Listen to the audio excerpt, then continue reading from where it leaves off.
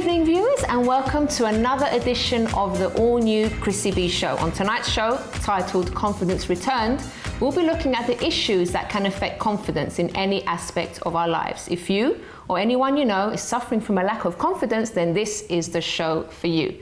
Now, confidence can be lost through a number of different and personal ways. For example, death of a spouse, loss of a job, major or prolonged illness, sometimes even weight gain. But through the right support and intervention, is it really possible to regain your confidence? Well, we have a brave young lady here tonight, Rachel Baptiste, to speak about having lost her confidence, and Robin will also be featuring on having a makeover and how it can boost your confidence as well, just by changing the outward appearance.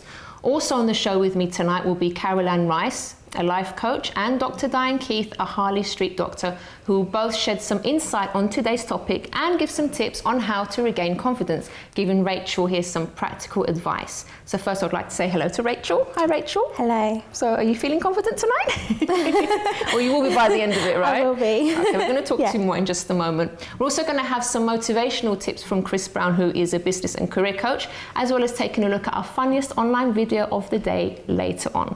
So are you someone who needs to get your confidence back? Or maybe do you have a lot of confidence in yourself and your abilities and you want to share your views as well? What do you think can make someone lose their confidence in the first place, and how, if possible, can it be regained? So let us know. You can get in touch by emailing us on chris@chrissybshow.tv. You can give us a call, 020-7686-6300. Don't forget you can Facebook us as well. It's going a bit fast. The Chrissy B Show, and on Twitter @ChrissyB Show. Now, before we get into the subject properly, I'd like to highlight, first of all, a worthy cause. So every week on the Chrissy B Show, we dedicate a part of the show to highlighting a worthy cause. That could be, an environmental cause or a charity, anything like that. So if you want to feature, if you're a charity watching tonight and you would like to feature your charity, or a worthy cause, then you can visit our website, chrissybshow.tv. There's an online form there that you can fill in, and who knows, maybe I'll be visiting your charity very soon. So let's take a look at the charity video for today.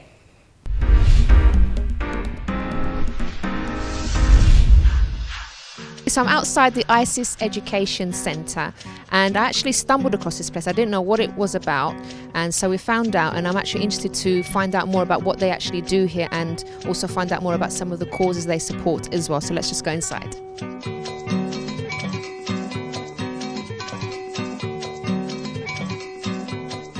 Now I'm here with Sarah Lom, who is the Chief Executive of the Royal Parks Foundation, and she's going to be telling us about what they do here and also about a half marathon that's going to be taking place in October. Hi Sarah, how are you? Hi, I'm very well, thank you. It's fantastic to welcome you here.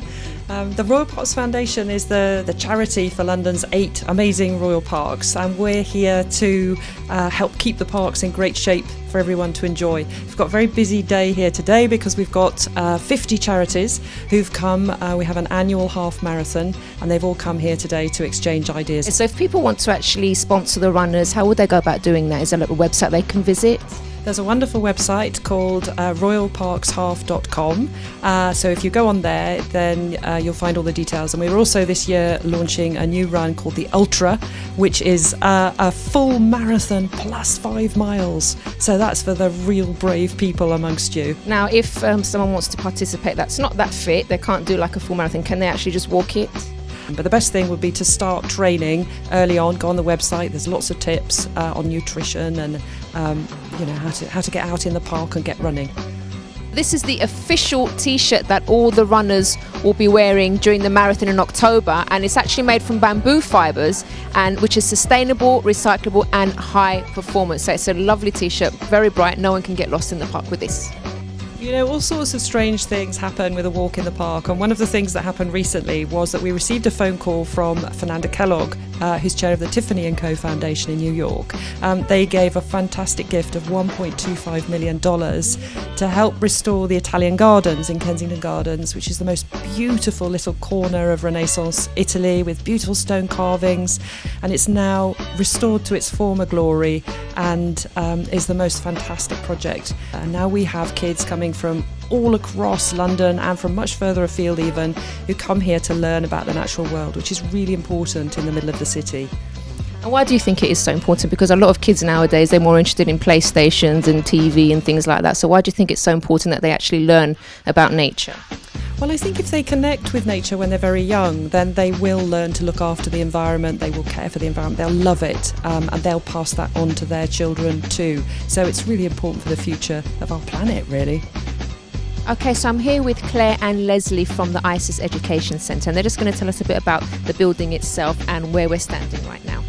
Hi Claire, how are you? Hi, good, thanks. I just wanted to show you a little bit about the gatehouse behind us. It's an old police lookout, and the police used to stand right at the top to actually watch all the activities going on in the parade ground. And they had police dogs, and we had all the dogs would stay in police dog kennels, and these were converted into classrooms. So until very recently, that's all we had for the children. 3 years ago, we decided to start fundraising to build a new education centre, and this is the beautiful building that we have now. We teach primary school students and secondary school students, but also do informal education, which means we do out of term time activities for families. And we do work with special needs children as well. And we have a school at the moment which come here on a weekly basis, children with autism and things like that. And it really gives them an opportunity to get out and enjoy the fresh air and appreciate what's around them, which they don't usually get the chance to do. And in the future, we want to be able to put up things like wind chimes and other sensory items. So I noticed there's some things growing up on the roof there. What's that all about? We needed to create a habitat which is encouraging biodiversity, helps thermoregulation for the building and things like that. But what we want to do in the future is have some webcams up there, and they'll connect to our classroom. It means that they can connect with nature in a different way, which they wouldn't usually be able to do in the classroom. I'm here with Maggie, who is the founder of one of the charities that will be participating in the half marathon in October. So Maggie, what's your actual charity and what do you do? It's called the Pancreatic Cancer Research Fund. I hope that's fairly self-explanatory. We're a small charity, but we raise money for funding research projects into pancreatic cancer, an objective that's very important to me after my husband's death from pancreatic cancer 9 years ago. So it's all about raising new funds in order to get more research done and improve the survival rate, which currently is 3%. If people want to support your charity, how would they help? They can phone us or contact us through the website www.pcrf.org.uk, or just do a Google search for Pancreatic Cancer Research Fund. They can then talk to us about joining the Royal Parks Half Marathon, or perhaps doing some other event for us. We would love to hear from them. Well, I've really enjoyed my visit here today, and one thing that I've noticed about all the staff that we've spoken to, they're really passionate about everything that they do here, and I think that's so nice. You can see how hard working they are and how much they love this environment. So if you want to support this work here, you can visit this website, supporttheroyalparks.org. It's a very worthy cause, and I encourage everyone to go there and see what it's all about. Okay, so welcome back. So now we're going to speak to Rachel for a little while, and just to find out why it is that she lost her confidence in the first place and how she's feeling about herself at the moment. So Rachel, thanks again for joining us. That's fine. I think you're quite brave to come on here tonight, and you do have a few confidence issues, but you still were confident enough to come on, so that's a good thing, isn't it? Yeah. So tell us where it all started then, Rachel. How come you weren't not confident about yourself? I would say it started when I had my first relationship. I suffered a lot of domestic violence. He was very violent towards me, and that did knock my confidence down a lot. And then when I went into my second relationship, it was just like the icing on the cake, because he was even worse, except for he wasn't violent.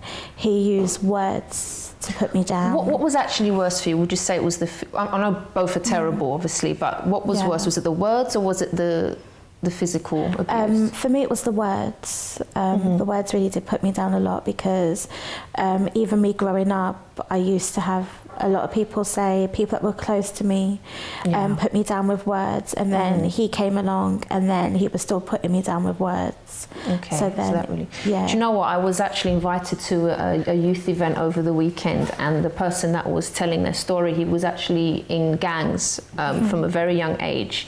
And one thing, when he was recounting his story and telling, similar to you, like he's used to hear such terrible things from his parents. His own mother actually looked him in the face and said, look, I hate you, I wish you were never born. And his own father said similar things. He said, look, I want all my other kids, but I don't want you.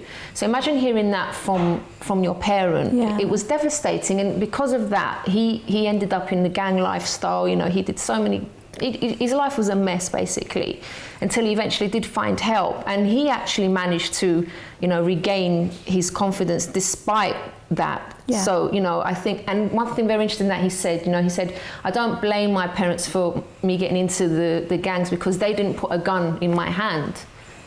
But, you know, so he basically took control of his own life in the end, and he managed to turn that around. So I'm sure if he did, you can as well. Yeah. So what would you like to get out of today's show? Because we're going to be having, you know, life coach on later and the doctor as well. What would you like to leave here with today, Rachel? I would like to leave with gaining more knowledge of confidence, how I can become more a confident person within myself. Mm-hmm.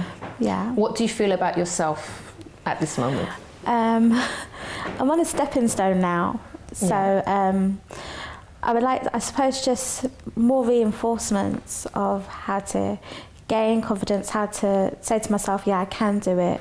I've applied to university, which I thought I never would do. Oh, great. Okay. And I'm going to be studying law, which has always been my dream too. Mm-hmm. So, what stopped you before from doing that? Because I had children, and then I thought, oh, I'll never be able to work, or I was trying to look for jobs that would fit around my children, but it was never jobs I really wanted, because I knew what my dream was. But I just thought, where I had lack of confidence and I didn't think I'll be able to.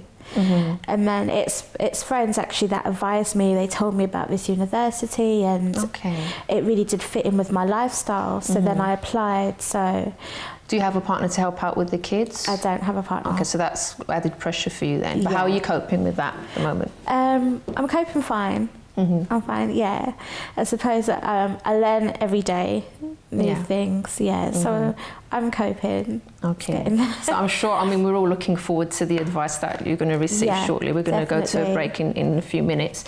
But if you would like to participate, or maybe you'd even like to ask our experts a question as well, so you can email on chris@chrissybshow.tv. You can also give us a call on 020 7686 6300. You can Facebook us, The Chrissy B Show, or send a tweet on @ChrissyB Show. So, you know, what do you think about confidence? Are you a very confident person? And what actually makes you confident? Even maybe if you've been through some things in your past before, do let us know, because I'd love to hear your comments. And we have a comment here from Amelia. She says she thinks the topic tonight will be very interesting. Lack of confidence is something that can really take the best of who we really are. And she can't wait to see the makeover, so I'm sure that's something that a lot of people will be looking forward to as well. All right, so let's go to a quick break, and after that we'll be back with our experts who are going to be shedding some light on how you can get confident if you're not feeling so good about yourself right now. Join us after this.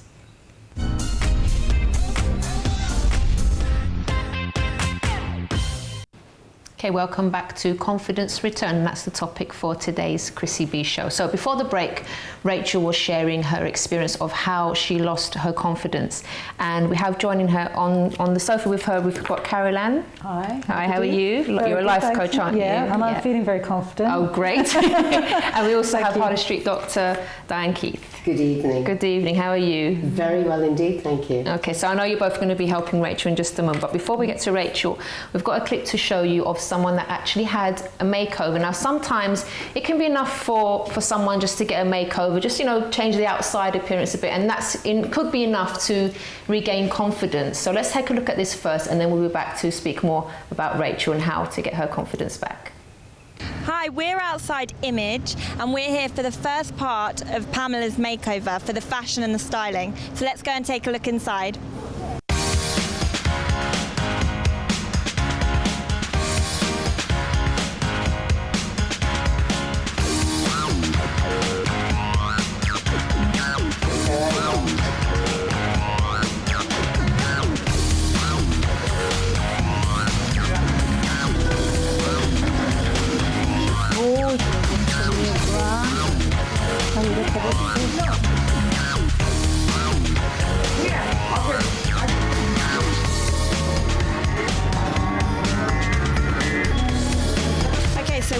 for the makeover now. Pamela's just behind me taking off all her makeup.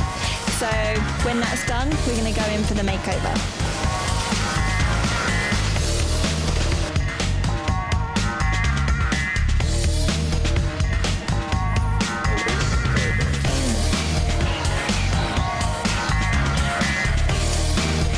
Okay, so we're going to give Pamela a bit of pampering now, and we've got this new skin range that's come out and it's called Diamond Blend. It's all natural products and it's made from real diamonds, and it's going to freshen up her face and make her look really young. Not too much, just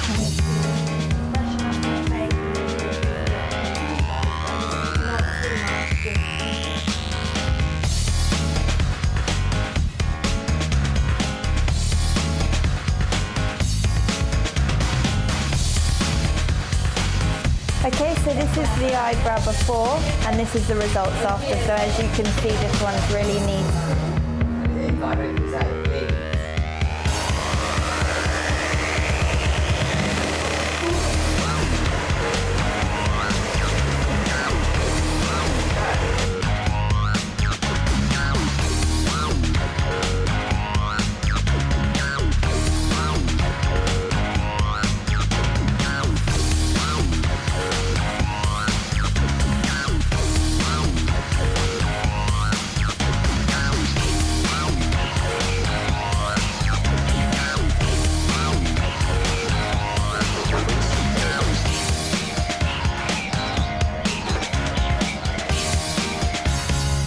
Well, before my makeover today, I wasn't quite knowing what to expect, but I'm very, very pleased with the outcome. My hair's done, my makeup's done. I've got to try on some beautiful clothes and jewellery today. I've had a wonderful time and I'm definitely feeling more confident.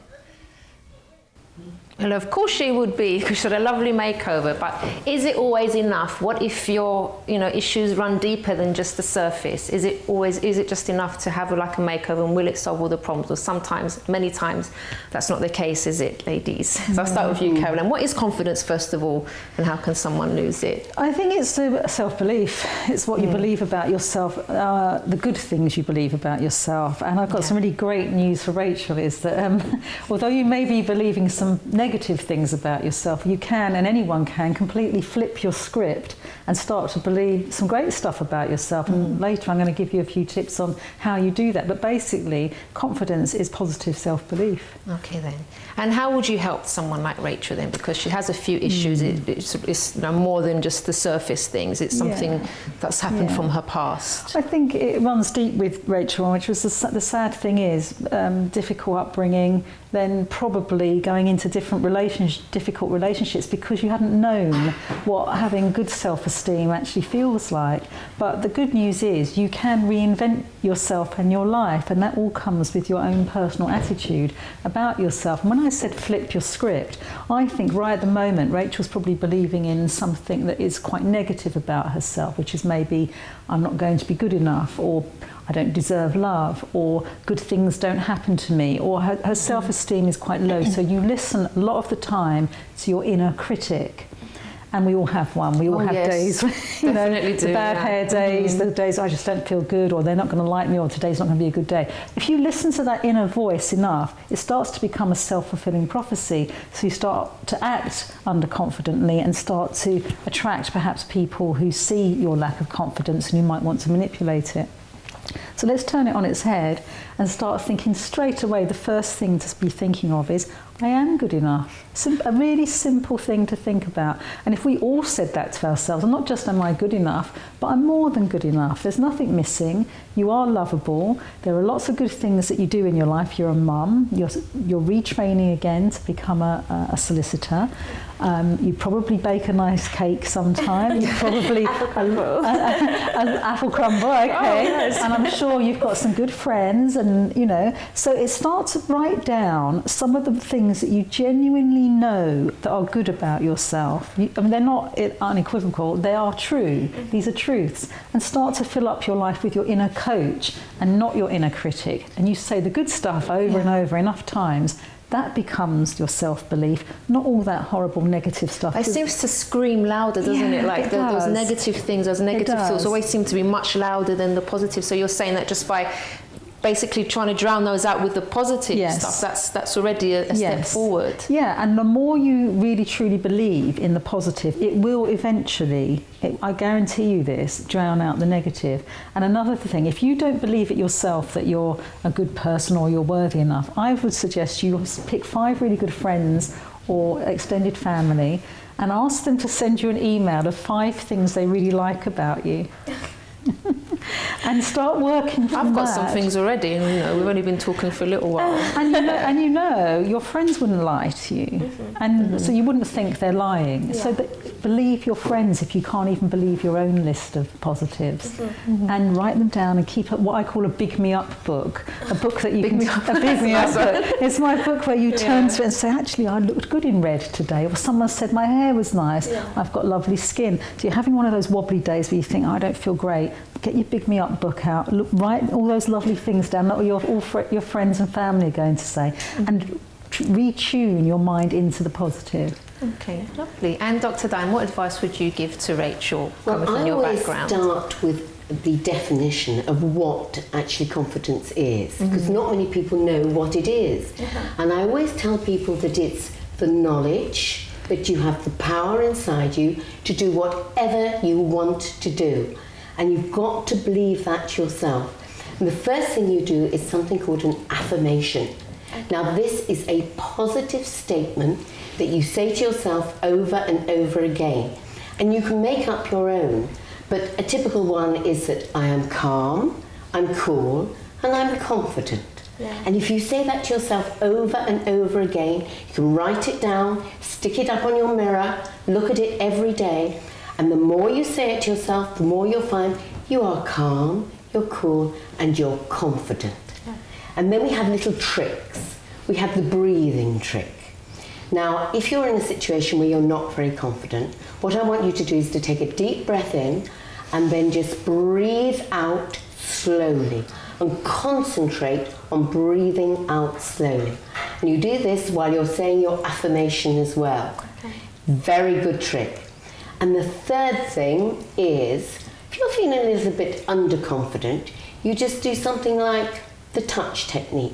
You just take your earlobe and just gently massage it like this, or the tip of your finger, and this touch technique is again an affirmation.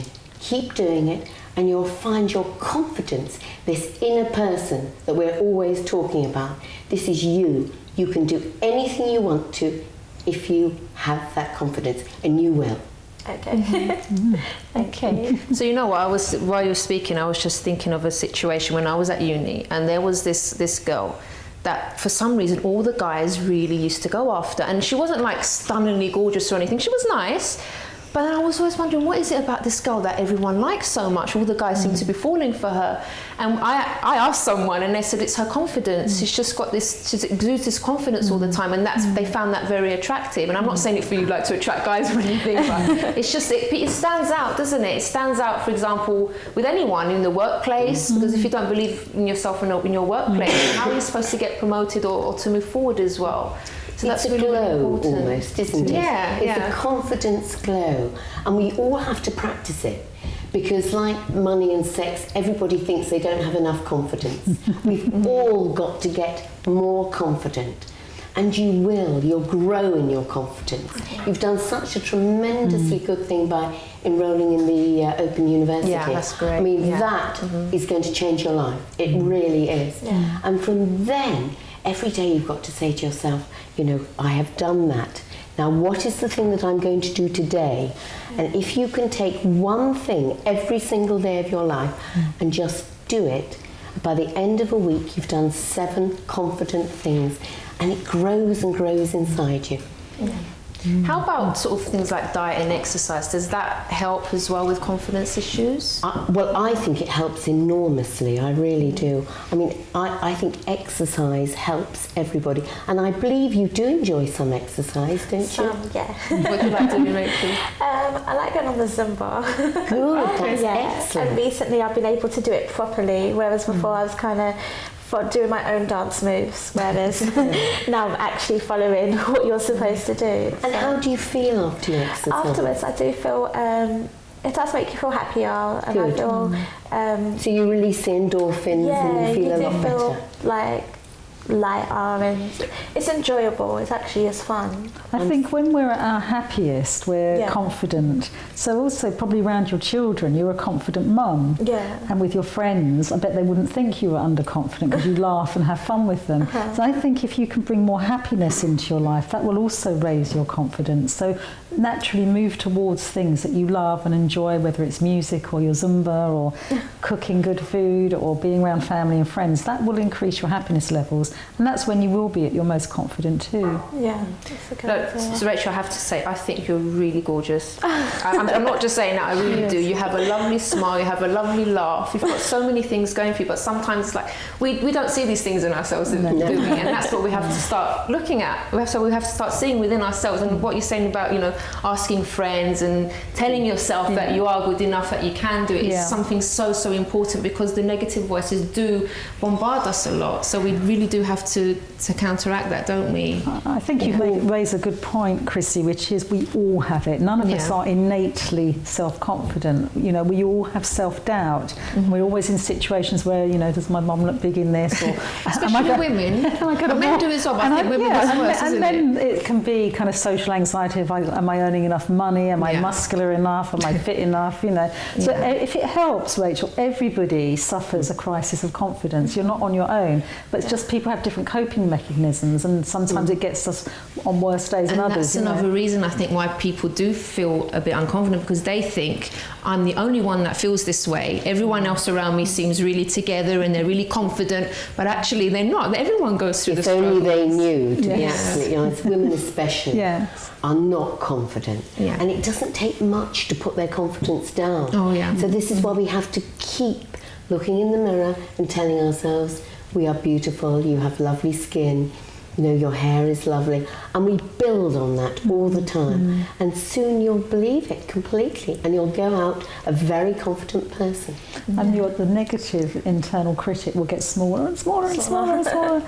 If it helps, another way of dealing with it is give the critic a name. It might be one of your exes, or it might be Mickey Mouse, or give it a really funny voice. And every time it goes, you're no good, we don't like you, you're going to crash and burn. Get out here. You just say, get out here, Mickey Mouse voice, and, you know, put it in a box and make it a comical character rather than this terrible kind of critic that's trying to bring you down. Just notice it. And I think that's the start of healing, is when you notice what you're actually doing to yourself. Then you've got the choice to say, I don't want to listen to this horrible voice anymore. Then you're starting. And the positive floods in. And you find you attract positive people towards you as well. You'll be amazed. If you're giving out this wonderful, confident aura, then you'll find that positive people will come into your life. And you don't have time for negative people. You really don't. That is really great. Well, unfortunately, we do have to go to another break. So thank you so much, ladies, for giving that advice. Rachel, has that helped? It has, definitely. I think it's definitely helped me, and I'm sure it's helped people at home as well. So let's go to a quick break, and then we'll be back with Chris Brown, who's also going to be giving some motivational tips to us.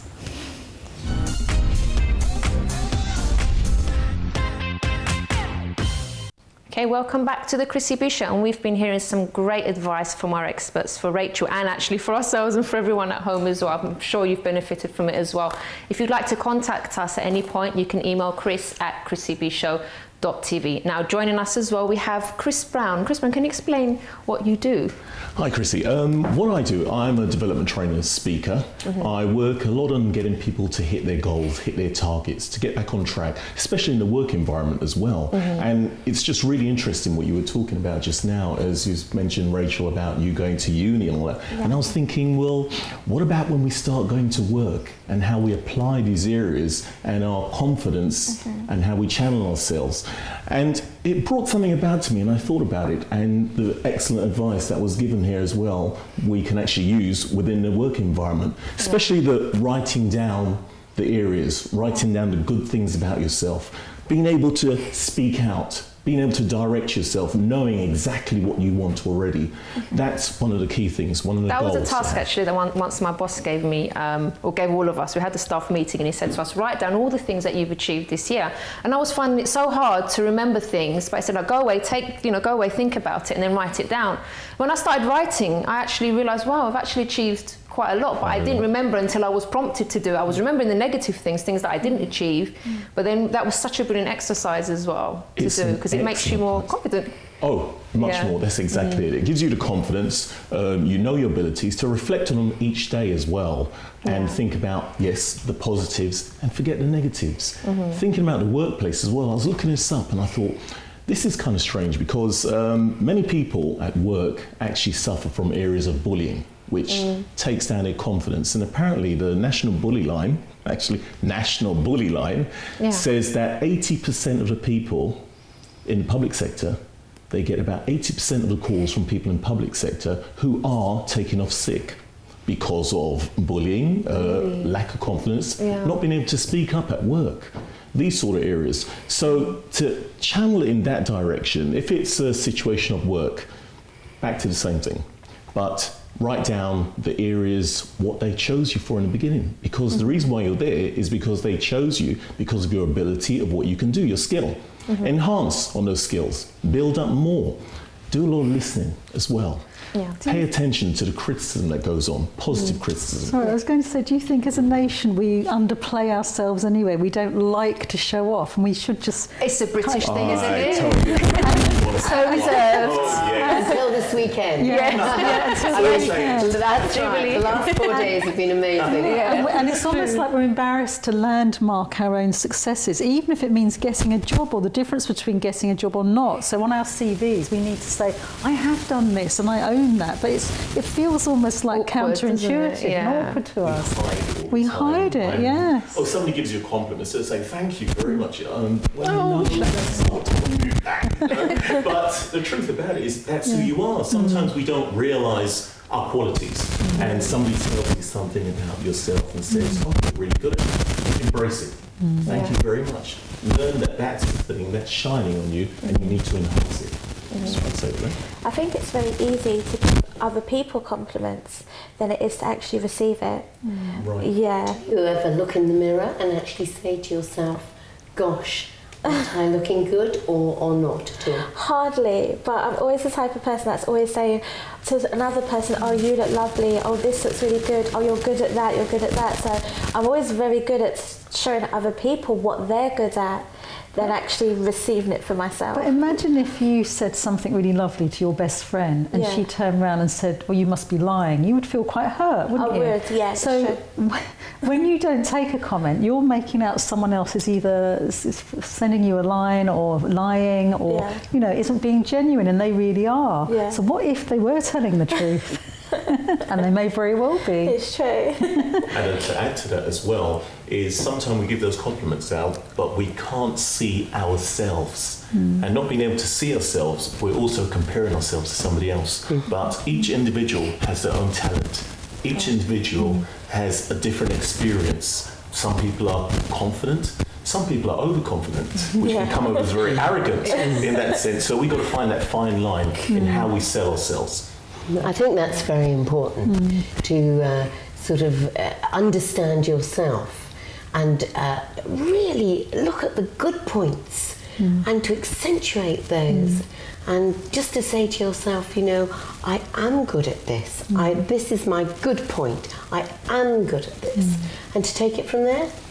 And it will grow and grow. Very much so. And if we compare ourselves negatively with someone else, like, oh, she's a bit thinner than me, or he's richer than me, or she did better in the test than me, you immediately depress yourself. You're immediately coming from a place of deficit, which is going to make you feel bad. There's always going to be someone who has a little bit more of something you want, but in doing that, in that comparison, you're reducing yourself and making yourself miserable. So all of us must learn not to compare in a negative way. We do that a lot as well.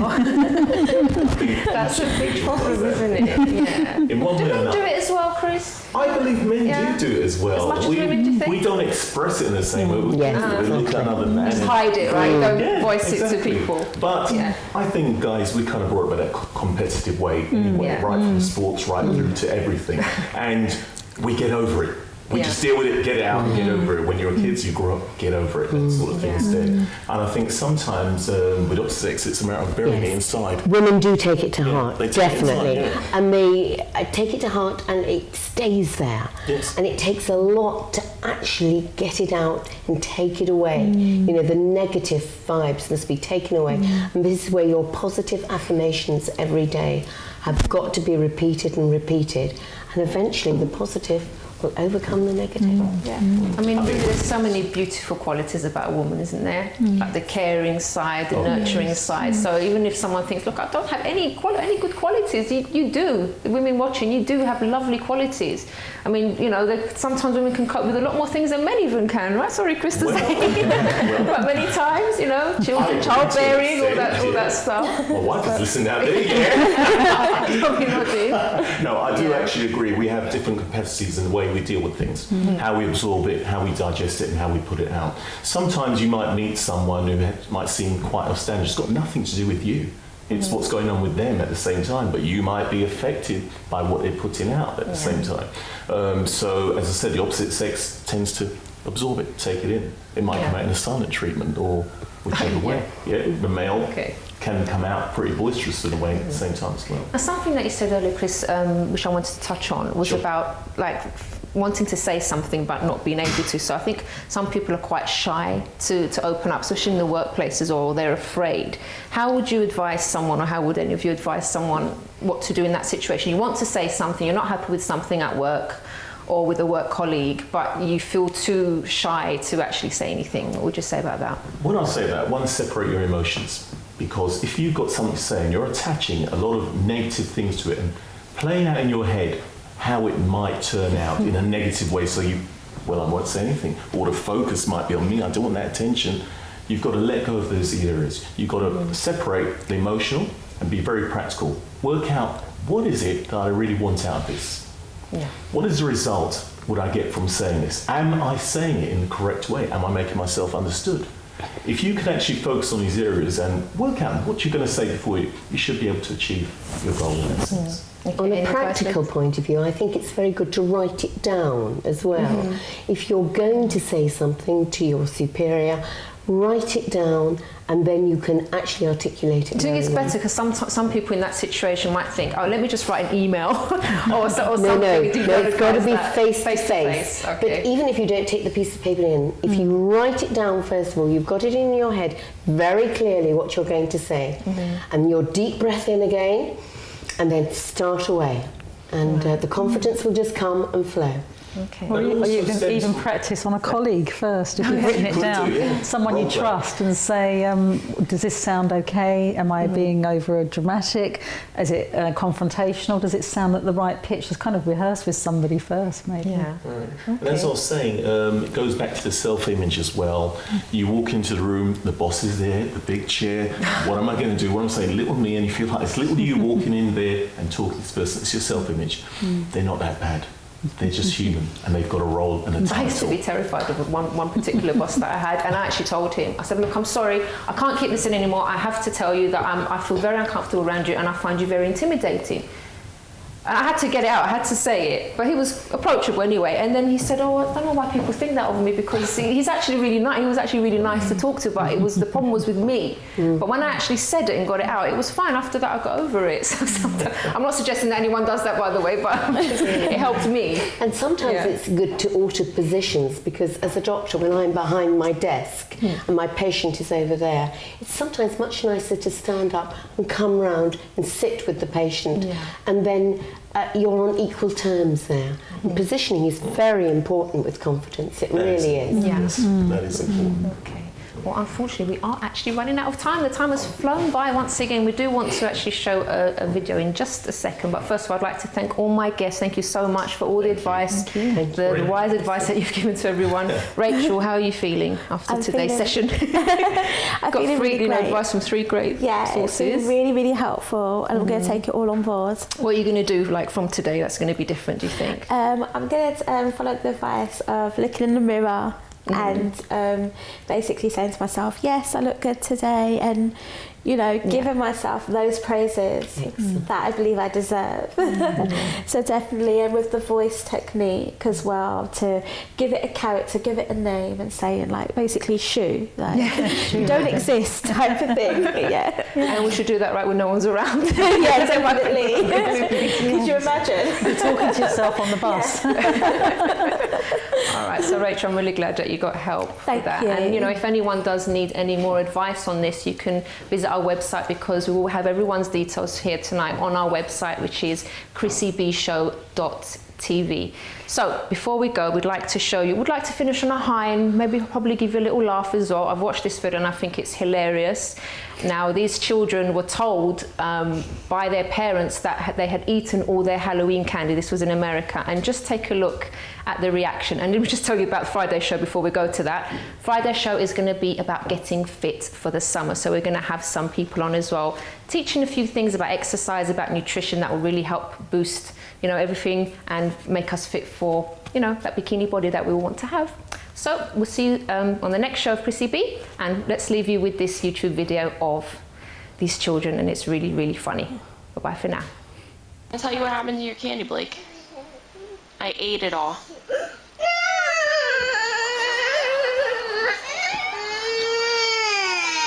I ate yours too, Alan. Me and Mommy ate it last night when you were asleep.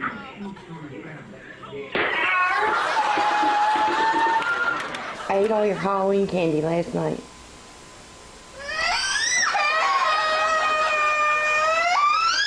Daddy, where's the candy? What candy?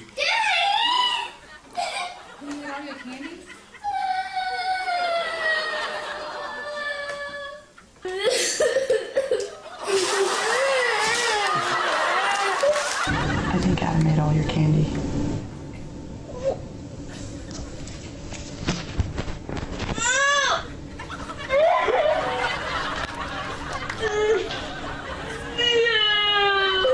I'm so sorry. I tricked you. Dad didn't eat all your candy. Oh. I tricked you. I'm very, very sorry, Rachel. I ate all your Halloween candy. How much was it?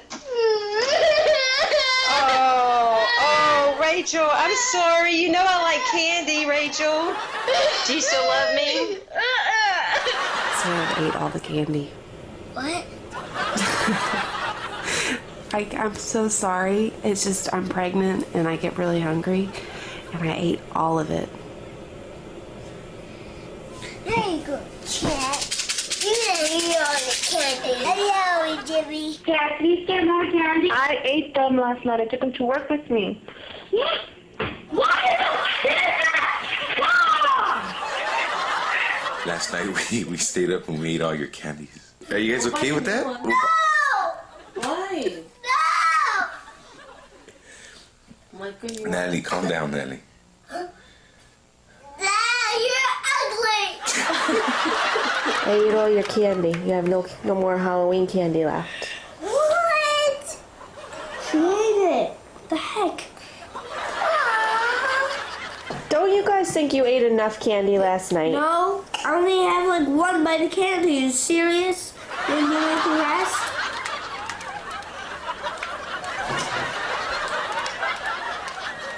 Oh, good for you. Now you're gonna probably get a bellyache. That's why you shouldn't eat so much candy. Mom, that's 2. 2 what? 2 bags of candy. 2 plus 2 is equals 5. Really cool. You were so close. Did you see how much I had? I went to a lot of houses. I know. I ate it all. It tasted so good, especially the peanut butter cups.